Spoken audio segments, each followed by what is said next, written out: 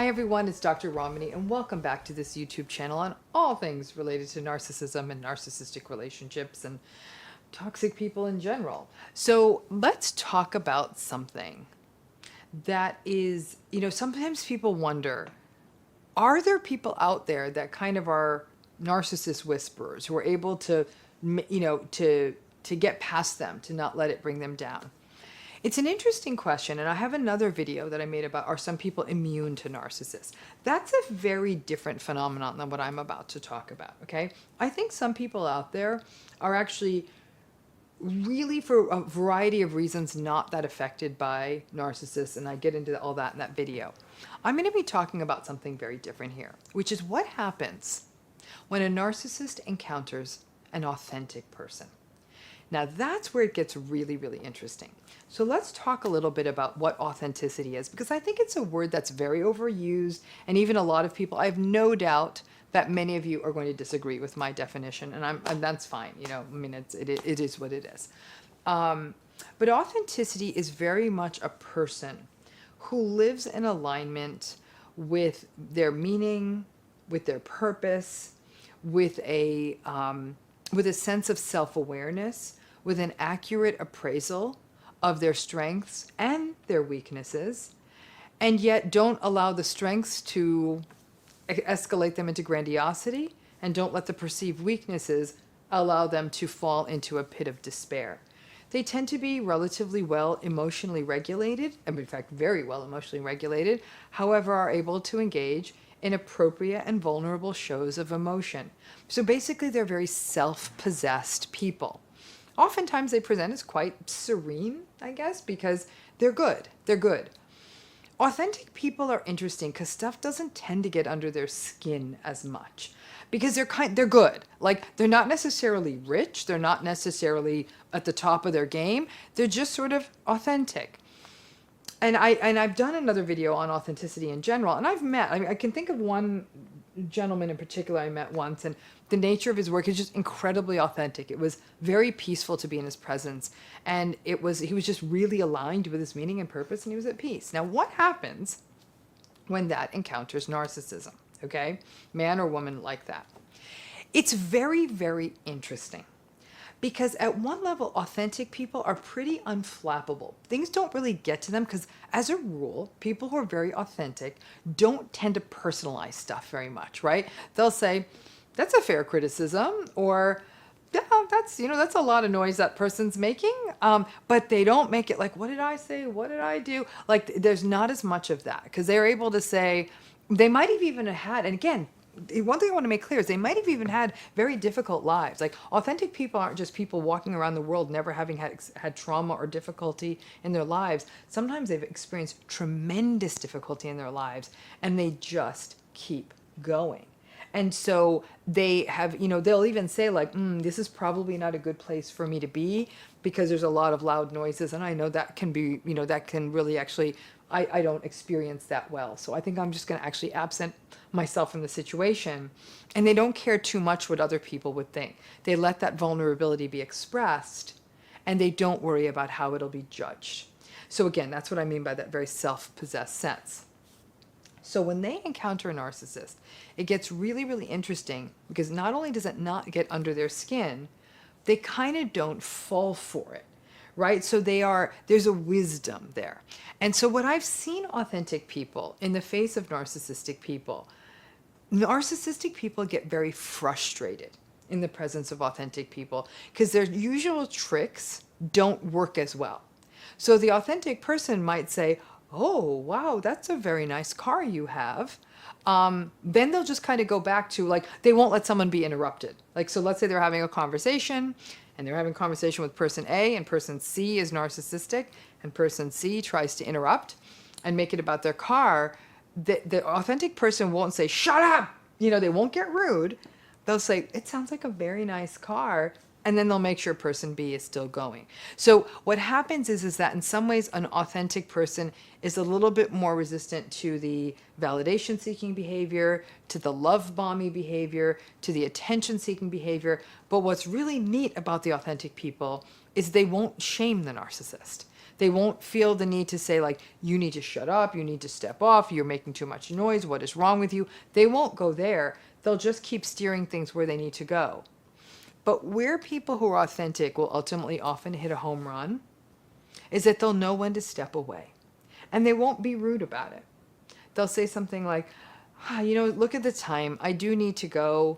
I didn't, I have many, many things to get home to take care of. And I can't thank you all so much for this experience, da, da, da, da, da. Those who do it very graciously, okay? They're in tune with themselves enough to know this doesn't feel good. Now, where this gets tricky and why authentic people are kind of like the rock stars amongst us is sometimes we don't want to do that. We don't want to be the one to step away because we don't want to be the one who's sort of seen as like the party pooper, the person who's leaving too early or something like that. And we don't want to have to explain ourselves. And an authentic person will still be able to say, I wasn't feeling comfortable this evening, so I think it's just better I go. I don't want to harm what's going on here. I don't want to interfere with the evening, but I thank you so much. I'm having a wonderful time.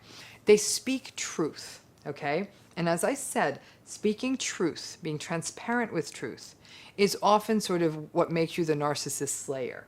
Because once you do that, you've really, you've taken away their game. You really have.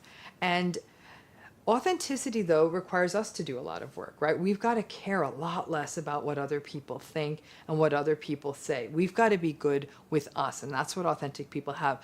I got to tell you, most authentic people I have met have been older than like 55 or 60. They do tend to be a little older, and I think that maybe they've just done the hard yards of life, and they're coming out the other side and saying, okay, I got this. And like I said, many of them did not have easy lives. But there's a serenity. And they don't suffer fools, but they don't do it in a nasty, cruel way. Authentic people aren't always super gossipy. Like that, a little bit, but nothing, like they really are just sort of, it's not my fight, it's not my problem. But they won't actively enable. So the authentic person will probably leave the situation rather than continuing to listen to a narcissistic person foolishly holding court. It's a very, very, in a humanistic model, to be authentic is sort of to be at the top of the mountain, to have reached that sort of self-actualized point where you're living in congruence with who you are. I can say that there are people out there who are authentic, who actually have had narcissistic relationships. That's been part of their history. So it's not as though they've sort of blithely walked through life like the Dalai Lama, not being affected by anyone. It is that they've integrated those lessons, they've learned those lessons, they've done the work, and they started sort of pushing away these sorts of expectations that other people have. And a lot of times those expectations result in enabling narcissists. So that ability to feel solid enough in yourself, comfortable enough in yourself, to say, this may not be working for me, and then to gracefully step away, is the authentic person's, I guess, weapon, for lack of a better term, in terms of handling the narcissist. When a narcissist is with an authentic person, they'll often have a lot of bad things to say about them. What was wrong with that guy? What was wrong with that girl? I mean, my gosh, is snobby much or standoffish? What was their problem? They're not very social. Be very contemptuous, very dismissive. There's something unsettling when the narcissist encounters an authentic person. Those of you who are truth tellers will understand this better than anyone else, especially if you were a truth teller as a child.